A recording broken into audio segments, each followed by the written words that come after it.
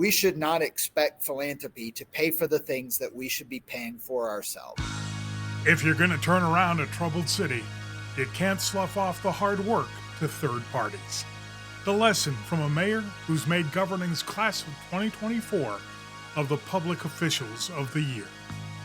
TFIC takes you deeper into the stories that are shaping the future of state and local government. To boldly go where no man has gone before. You're not Buzz Lightyear. I'm Siri. And I'm Google. And I am Alexa. Alexa seems so smart, I think we'd have a lot to talk about. Pew, pew.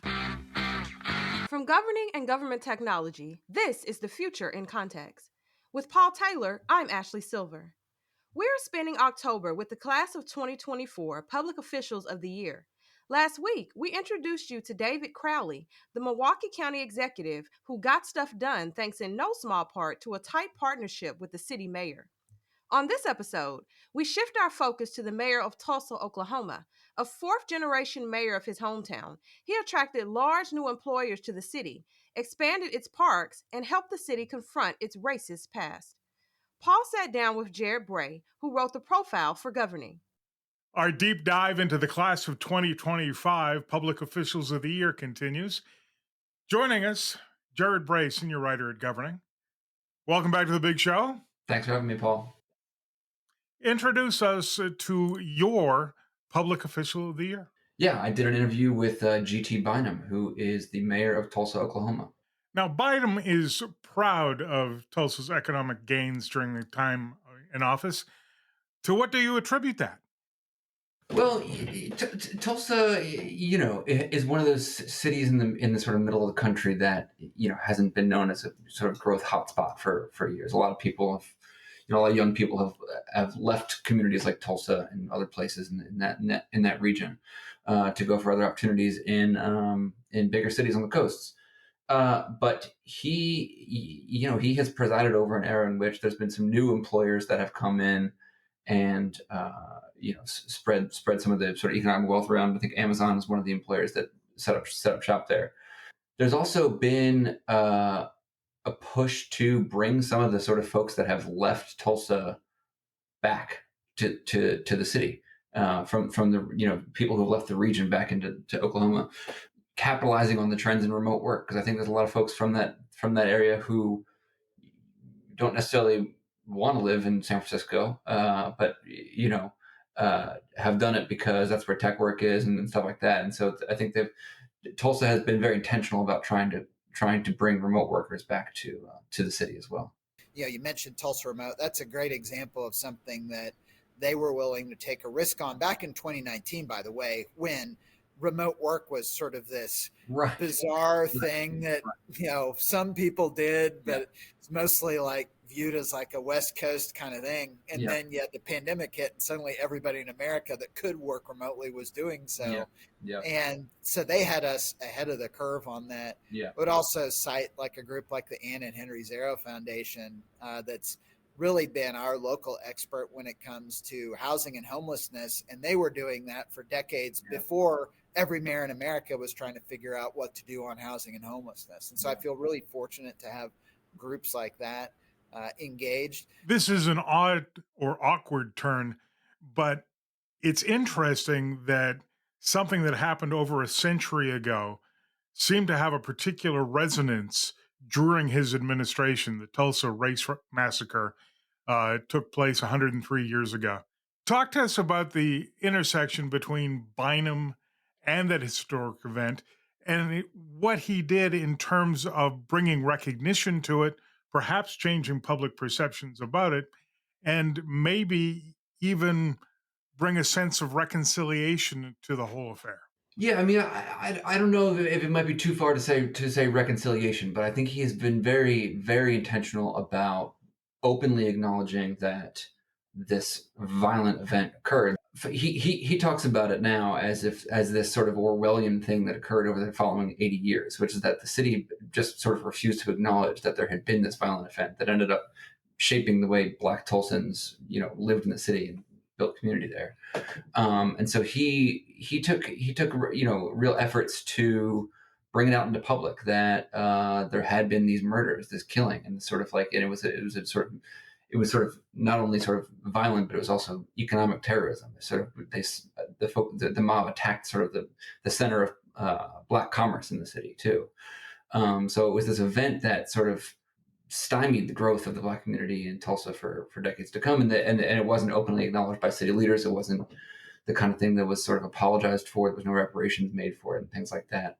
So he's been more intentional about doing that. And one of the things that he did was he's putting city resources behind trying to locate and identify bodies of people who were killed in that massacre. And I think one of the first victims of the massacre was identified this past summer through those efforts. First, because it's the worst thing that's ever happened in our city, and like some Orwellian nightmare, nobody talked about it for 80 years. I mean, it was almost erased from history. Yeah. And if it weren't for a group of historians like John Hope Franklin really bringing the history into the light, it might have been completely erased, which is something you hear about in like authoritarian regimes. You don't think it can happen right in the middle of the United States, but it almost did. Yeah. And then early on in my time as mayor, I became good friends with John Hope Franklin's son, John W. Franklin, who was a leader at the Smithsonian Museum of African American Culture and History in DC. And he gave me a tour of the exhibit there on the history of the 1921 Tulsa Race Massacre. And I went through it, and my immediate thought was, man, I need to get home and figure out a way for every kid in Tulsa to come up and see this. And it was like, wait a second, why should kids in Tulsa have to travel halfway across the United States to see and learn about something that happened in their own community? And so elevating awareness around it has been a large focus of my administration, but also it's a lot of unfinished business. And probably most importantly, that you have victims of that event whose bodies were buried in unmarked graves, and their family to this day has no idea what happened to them. And so I launched a search for those graves early on in my administration. It was something I wanted to do as a city councilor, but in our form of government wasn't empowered to launch it. So I had to wait and hope that I would become mayor so I could do it. And it has been going now for 6 years, and just here in the last couple of weeks, using the latest DNA technology, we actually identified the remains of the very first victim that we've been able to positively identify, a man named C.L. Daniel, who was a World War I veteran, and his family did not know where he was for the last 103 years. His mother knew that he died, but didn't know where he'd been buried. Now we're able to reunite his remains with his family. So things like that, those are things that the city of Tulsa should have done in 1921 and 1922, but didn't. And we can't get in a time machine and go back and make them do the right thing. And so it falls on this generation of Tulsans to do the right thing. And I've been really thankful for the broad support that I've had from our city council and in the community to do things like funding this search for these graves. Building on the discussion we just had about a massacre, what is the sense that you come away with in terms of his legacy on issues of race in his city?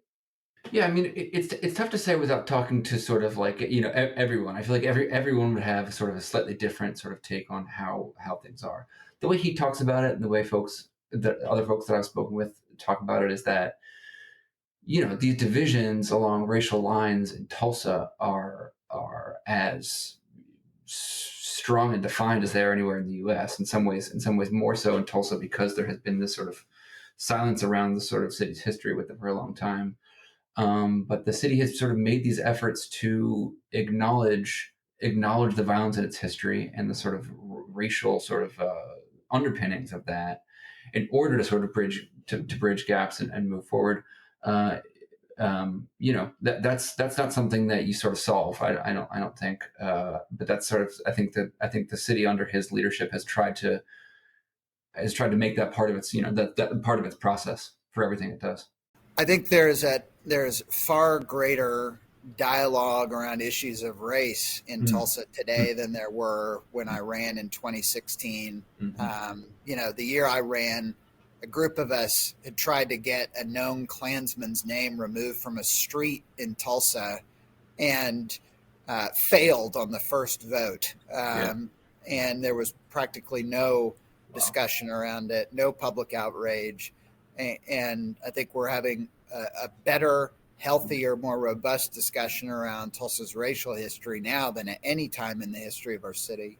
And along came the summer of 2022, which he describes as the toughest period of his administration. Again, race central to that. Easily the hardest time for me in my time as mayor was the summer of 2020. Dealing with a pandemic, dealing with widespread civil unrest, and political challenges that were intending to inflame partisan vitriol. And so our team was not impervious to enduring that and lost some of the folks that were on our team through that year. What did he have to say about that? Yeah, I mean, so Bynum is a registered Republican, and he is in a city which is like, I think, Republicans outnumber Democrats 2-1. It's getting a little bit more sort of purple. But he won office by appealing to sort of a cross-partisan coalition of folks that included some liberals, some Democrats, some independents, some moderates, and traditional Republicans. And so his reputation for nonpartisanship comes from that. I don't go to partisan political functions. I don't participate in partisan political activity. I've made it from the top down. Have made a point of saying I'm going to treat this like I'm the CEO of a large nonprofit, not like it's a political job where I'm trying to use the office of the mayor to aim for something else. And I think because I have taken that approach, that's liberated our team to take the same approach. So I think by and large, we've been successful. But that summer of 2020 was terrible, and I wouldn't wish it on anybody. But during the summer of 2020, there was a lot of pressure on public officials to implement criminal justice reforms, defund police, all these different things. So when there were some police shootings in Tulsa, of Black people, in the years leading up to the killing of George Floyd, there were the protests about those things, and obviously the protests in Tulsa just sort of exploded that summer the way they did all over the U.S. I think that he came under criticism for not taking a strong enough stance around police reform and things like that. And some of his staff resigned during that era. And it was a challenge in those terms. And I don't know exactly, I think that sort of they've just moved forward. There hasn't been a sort of denouement to that. There hasn't been a sort of big climax to that struggle or to that tension. But that's what it was. I think it was based on the fact that he's trying to appeal to sectors of society that aren't on the same page. And in a place like Tulsa, those divisions are in the open. In what you describe as a purple city, do you think that Bynum sees himself as a nonpartisan actor, and do you think the people in the city see him that way? Yeah, I mean, from everything certainly from everything he says, I mean, he's extremely explicit about saying, like, I don't want to use this position to pursue ideological sort of goals or to appeal to one party over the other. He's got sort of the mayoralty of Tulsa in his blood. I think he's got two relatives who were mayors in the past as well. To some degree, it's easier for somebody like him who's got a lineage there to say you're appealing to this sort of bipartisan, nonpartisan coalition. But I think that I do think he means that. I mean, I think he's trying to govern the city as someone who's not necessarily in it primarily for political gain. You can take that with any number of grain of salt. Anyone who pursues elected office is going to have some interest in the sort of political gain, but I think that he's sort of tried to use his name recognition and things like that to focus more on issues of, improving the economy in ways that he thinks are important to the city. Well, I think you could frame all of this under the umbrella of, we've elevated the expectations for the city for future generations. And so what that means, instead of worrying about competing with the next town over for shopping centers and strip malls, we're focusing on working as a region to compete with the best cities in the world for growth. And by doing that, during my time as mayor, we've landed the two largest new employers in the history of the city. We've landed the largest single economic development investment in the history of the city. we've passed the largest streets improvement program in the history of the city. We're going to open a lake in the middle of our city on Labor Day weekend that people in Tulsa have been talking about since 1966. We got it done.